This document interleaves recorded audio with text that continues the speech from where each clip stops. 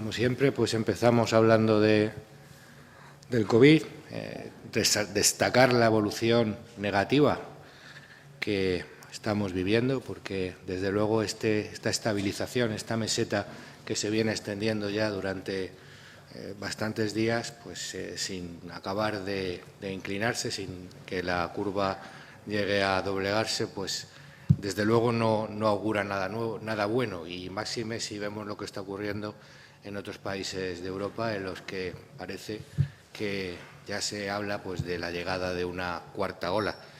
Evidentemente, la situación, como decimos, es preocupante. Siempre reiteramos esta idea, pero sobre todo porque vemos que no hay una actuación preventiva suficiente, ni siquiera, como siempre hablamos, de esos planes de contingencia que echamos de menos.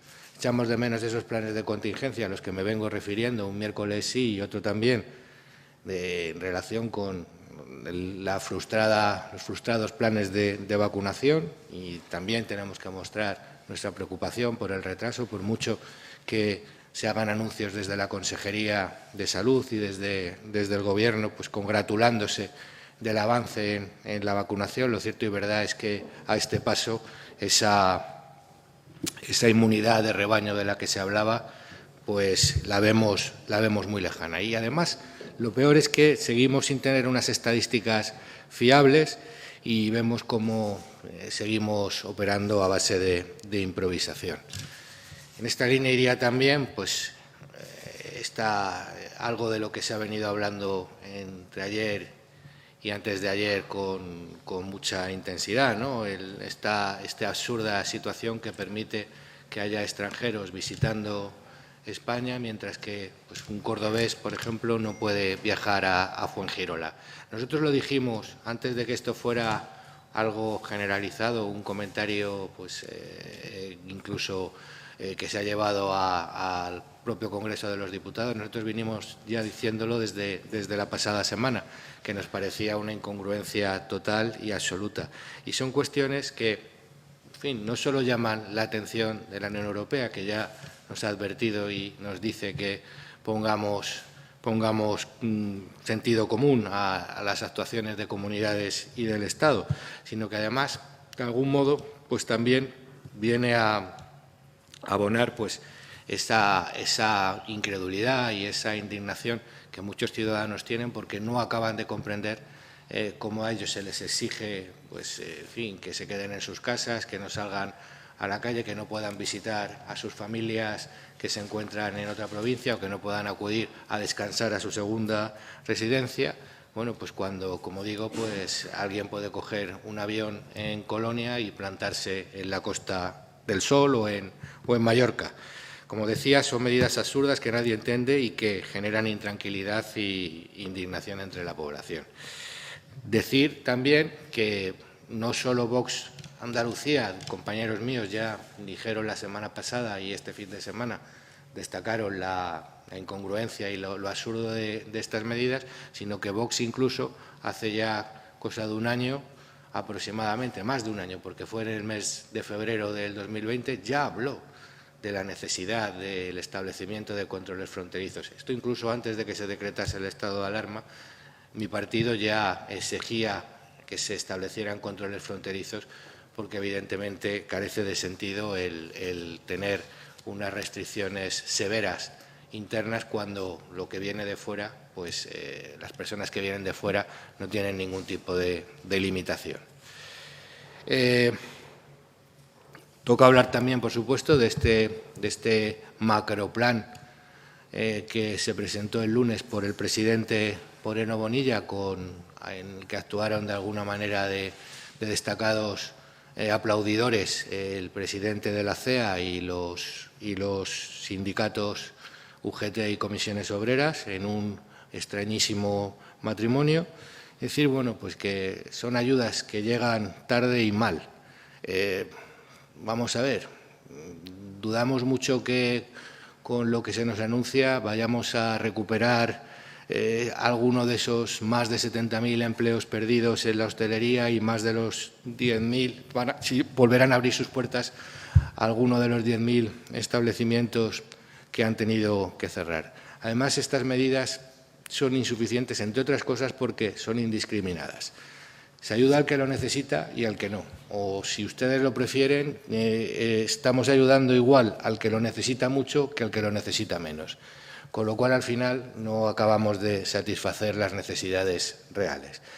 En este sentido, insistir, la mejor medida que puede adoptar la Junta de Andalucía en este momento, en materia de reactivación económica, sin duda alguna, es levantar la prohibición de los desplazamientos interprovinciales. Hay que permitir trabajar al que quiere y puede hacerlo. Otra cosa es insoportable en términos económicos y en términos sociales. Por eso, nosotros exigimos al Gobierno de la Junta de Andalucía que levante estas restricciones. Todavía está a tiempo de intentar salvar la Semana Santa que está a las puertas. Y, por lo demás, estudiaremos despacio el texto del decreto ley que se anunció ayer. Hay que estar también a la espera del que tendrá que venir y que, según parece, dependerá de lo que se dicte también a nivel estatal.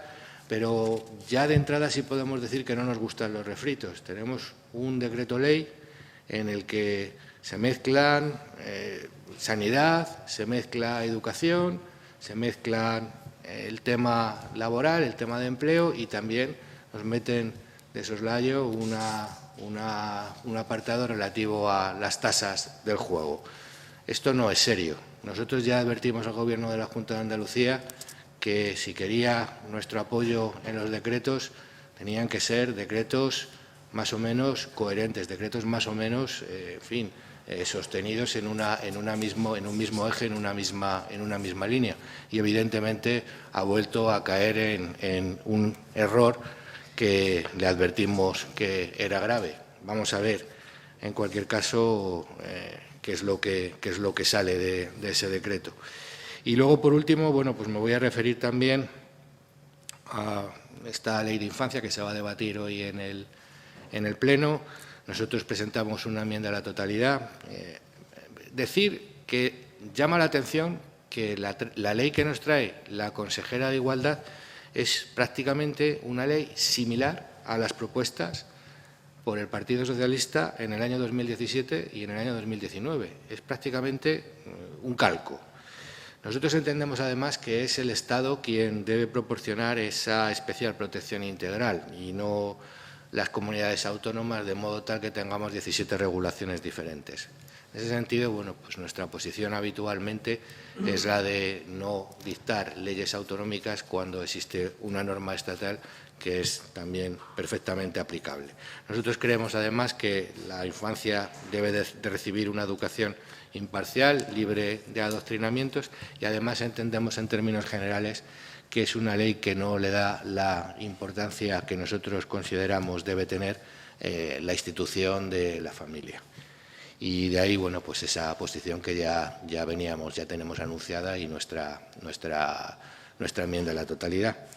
Y dicho esto, me pongo a su disposición. Sí, quería preguntarle, la Junta de Andalucía va a contratar a otra consultora para hacer o diseñar el plan de reordenación de la administración paralela. ¿Qué le parece? Sería un poco poner en orden los resultados que han arrojado las auditorías. ¿Qué le parece esta propuesta? Pues ese es un punto sobre el que queremos hablar con el Gobierno de la Junta. No, en principio, la verdad que no parece muy coherente. Una auditoría de las auditorías. No es serio, ¿no? Quería preguntarle si ustedes apoyarían que se aprobara el toque de queda a las 8 de la tarde, tal y como va a proponer el Gobierno a la Comunidad Autónoma en el Consejo Interterritorial de Salud. ¿Perdón? El Gobierno va a proponer a las comunidades autónomas sanidad adelantar el toque de queda a las 8 de la tarde para evitar los contagios. ¿Qué le parece a usted? Pues muy mal, evidentemente. Primero porque, además, nuestro partido Y así, vamos, en el Congreso de los Diputados así lo han defendido. Nosotros entendemos que el estado de alarma actual, en fin, que es una situación jurídica irregular y hemos presentado incluso un recurso de inconstitucionalidad. Es decir, que ahora mismo este tipo de medidas se están adoptando de manera cuestionable en términos jurídicos y, por supuesto, ese adelanto del toque de queda tendría que estar sustentado en informes, como decía antes, en informes que vinieran a justificar, bueno, pues de qué modo y de qué manera frenamos la expansión del COVID con los confinamientos. Y le pongo por el ejemplo de Francia y Alemania. Han tenido medidas muy severas y, sin embargo, siguen aumentando los contagios, no consiguen evitarlo. Con lo cual, evidentemente, el problema viene por otro lado.